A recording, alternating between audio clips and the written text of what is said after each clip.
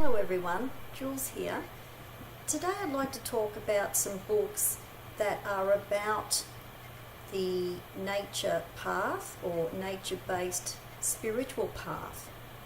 And I've got a few books here that are all quite different, and I wanted to talk about these today for people who have a nature-based path or are thinking of having a path like that. And it's also a good idea to think about these different nature-based paths, because there are some people who might be thinking about that and they may only know about Wicca, for example, or possibly Druidry or Druidism, and there's also shamanism. But there might be some people who are just unsure which nature-based path they might be interested in following for their spirituality. So I'm going to show about 6 books here, and they're all a bit different, and they're all different types of nature-based spirituality. So the first one is called Nature as Mirror by Sorrell, and this was only published in the last few years, and I've recently bought this book because it looks really great. What I like about this book is it's about nature as part of a reflection and as part of an inner reflection and inner development. And I like the way that it is from the approach of the 4 seasons. So this book is really well written. There's some journal question ideas in here. But the best thing about this book, I think, is the relating of nature to the inner self. So I'm going to use this book quite a bit for journaling in particular, but I think it's a great book for overall nature-based contemplation and reflection from a spiritual point of view. So I really like this book.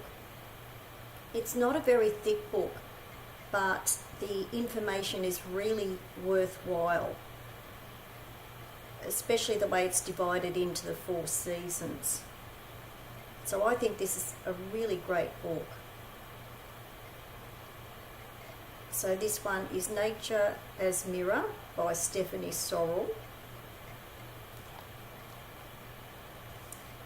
The next one is an older book. I think it should still be in print, and it is The Earth Path by Starhawk. And Starhawk was quite well known for the Spiral Dance book, which was all about her Wiccan path. I actually like this book most of all of the books that she has written. I really like this book. I've had it for quite a number of years. I hope it's still available. Otherwise you would get a second-hand copy on Amazon. But this book is divided into the elements. So there is a chapter on earth, a chapter on air, one on fire, one on water, and it is just so well written. So for people who want an elemental approach, which is kind of a Wiccan approach to nature-based spirituality, and if you are particularly interested in the elements, this is probably one of the best books, I think, that has been written in that way. I think it's a really great book. I'm actually going to reread this book as well as the one that I just showed, because I really want to revitalise my nature-based spirituality. And as I was saying, I think these are great books for people who want to keep their nature-based spirituality simple, and they don't really want full-blown Wicca with rituals and observing the wheel of the year with the 8 Sabbats.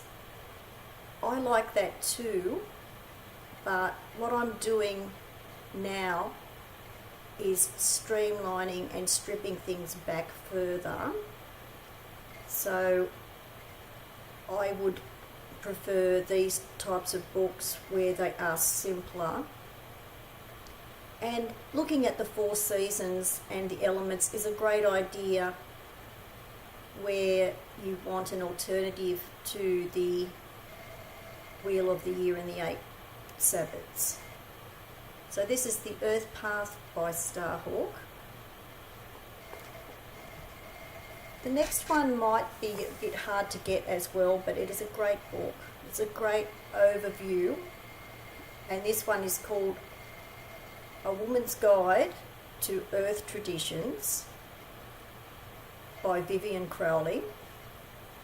Vivianne Crowley apparently is no relative of Aleister Crowley. Doesn't really matter, but apparently she is not a relative of his. She is well known for her Wicca books. This one is different. This one really is an overall view of earth traditions of the world. It is a great book. I think it's quite unique because it looks at all of these different earth traditions that a lot of people may not be aware of. So that in itself is a great idea. And she's such a great writer. There is a chapter on each of the different traditions, and it's just really beautifully written. And she does include Wicca in here. There's Wicca, shamanism, paganism, Native American and Celtic spirituality, but there's lots of other things in here as well. So this one might be a bit hard to get, like the Earth Path book that I just showed, but you should be able to get a copy of this as well on Amazon. So I recommend this book, especially for someone who's thinking about which Earth Path or nature-based path to take. And I know it's called A Woman's Guide to Earth Traditions. There is goddess spirituality in here, but I can't see a great emphasis on the kind of female perspective in here. It's a book that someone of either gender or even a non-binary person could read. There's no big emphasis on the goddess or female approach in here. So this is another great book, and I'll put the details below the video. The next one is by an author who is Australian, and this is called Earth Mother Dreaming by Scott Alexander King. This one would still be in print. Scott Alexander King is quite well known in Australia for his nature and shamanism books and cards. And there's all kinds of things in this book. This is written from a world perspective. It's not, there is some Australian-based information in here, but it is really a world perspective. There's all kinds of correspondences in here. There's animal totems. There is exercises for shamanism in here and things to make. There's all kinds of things in this book.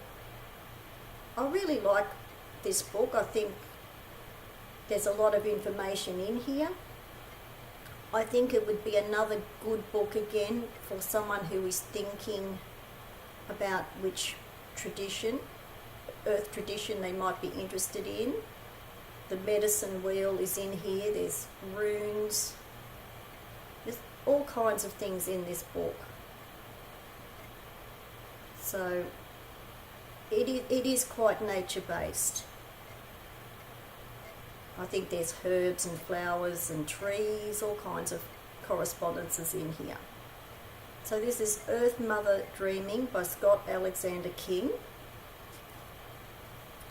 And the next two books that I'm going to talk about are by the same author, but they're both a bit different, but they are nature-based. And these are a bit different because they are nature-based spirituality that is combined with a psychological perspective and the soul. So for people who want something nature-based but also soul-based, these are two really good books by the same author. This first one is Nature and the Human Soul by Bill Plotkin. This book is quite an amazing book. It is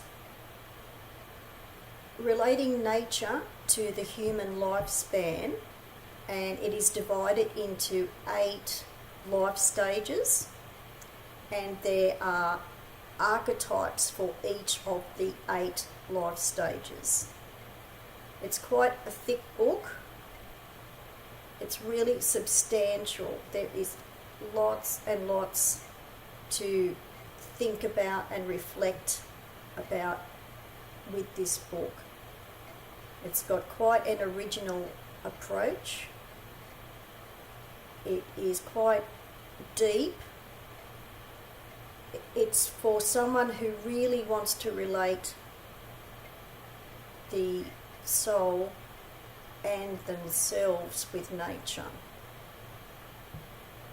So this is a great book, and it's also interesting for someone who wants to also relate nature to the human life stages as well. So it really is quite a unique book.